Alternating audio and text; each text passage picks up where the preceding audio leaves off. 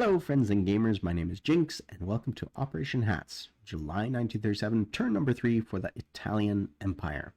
Now before we get started with the Italian turn, I wanted to tip my hat in acknowledgement to a job well done, an operation quite successful by my opponent Davik as he plays the French. Well done Davik, good job all around. You see here the situation is, the French control Abyssinia and Eritrea. Well done. That's quite an interesting thing to see, and definitely pulled the wool over my eyes. Good job. Good job all around.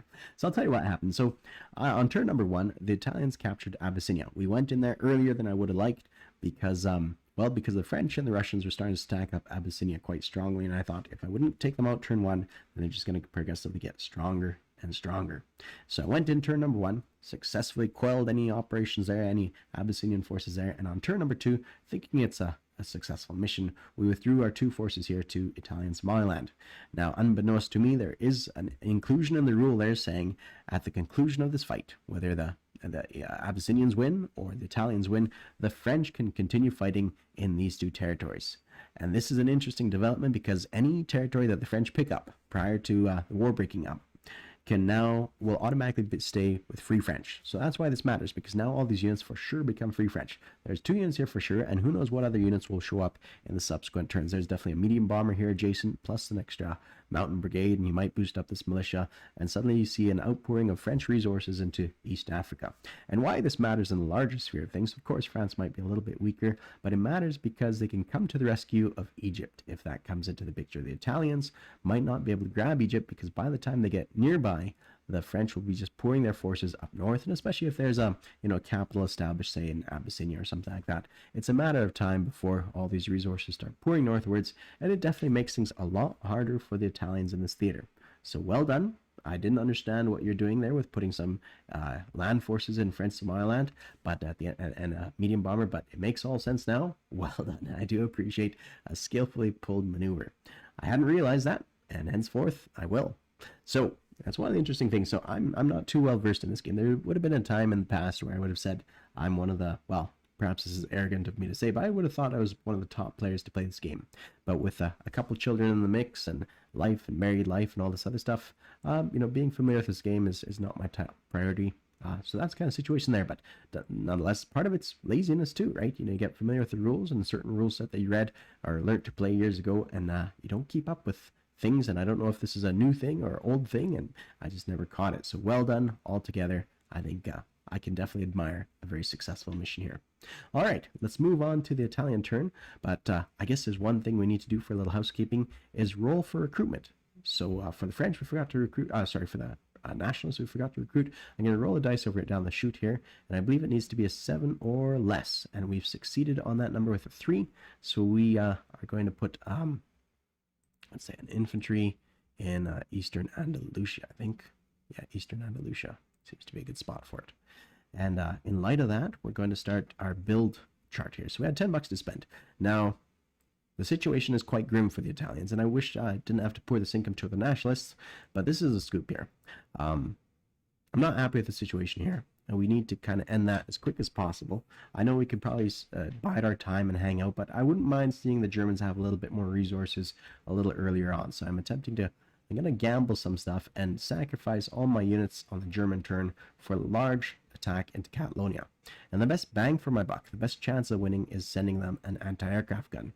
Arriving here at this port, needing 5 IPP value or less, we're going to drop it off here.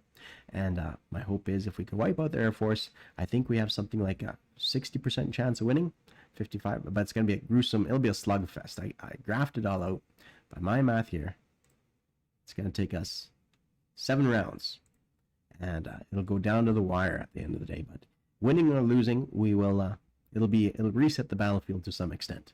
And even if it's a Pyrrhic victory where both parties lose much of their forces, or the Nationalists lose the bulk of their forces and then withdraw at the last minute, then it'll reset the battlefield with fresh units up the board, and we'll have to see how that pans out for us. So that's the reason there, an anti-aircraft gun. And we're also building an anti-aircraft gun for the Italians. So that's kind of my whole strategy in a nutshell, and perhaps I shouldn't be revealing it just like that, but hey, I like to play with a kind of an open hand here sometimes. Okay, let's get started with our turn. We have 2 bucks left over. 1, 2. And let's get started with some non-combat movements. The situation here is grim for the Italians, and I'm not sure exactly what the wise choice is, but we're going to move some fleet around. This destroyer is going to go 1, 2, 3, 4 into the middle of the Mediterranean. So that would be into, what is this? I know I don't really need to say, but M4. Everybody's playing on tabletop, so it doesn't really matter. This destroyer from M8 is moving to M4. This transport is coming in, picking up 2 infantry here, and we're going to shore up our French Somaliland defenses. So all these guys are going to go 1, 2 to the Gulf of Aden, dropping off 2 infantry in Italian Somaliland. I don't think the French can attack us in this area. It's only in Eritrea and Abyssinia, and likewise, I can't attack them in French Somaliland, but we want to have some resources in play. I was thinking about attacking this turn into Abyssinia, but it'd be too slim.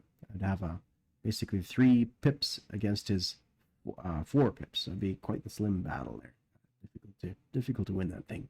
So we thought we'd at least shore up our defenses. It gives us some options, and if the French want to hold on to this area, they'll have to put some effort into reinforcing it.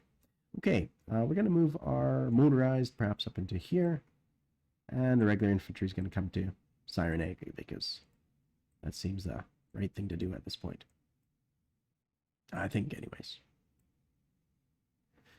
Can motorized move 2 spaces? I can't remember if they can move 2 spaces in desert. I think they have to stop. It's like mountainous territories, effectively.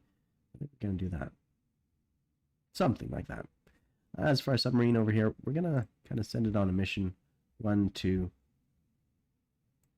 3 to the Red Sea. Just to play around in these waters. Maybe we'll attract some attention in this neck of the woods. All right.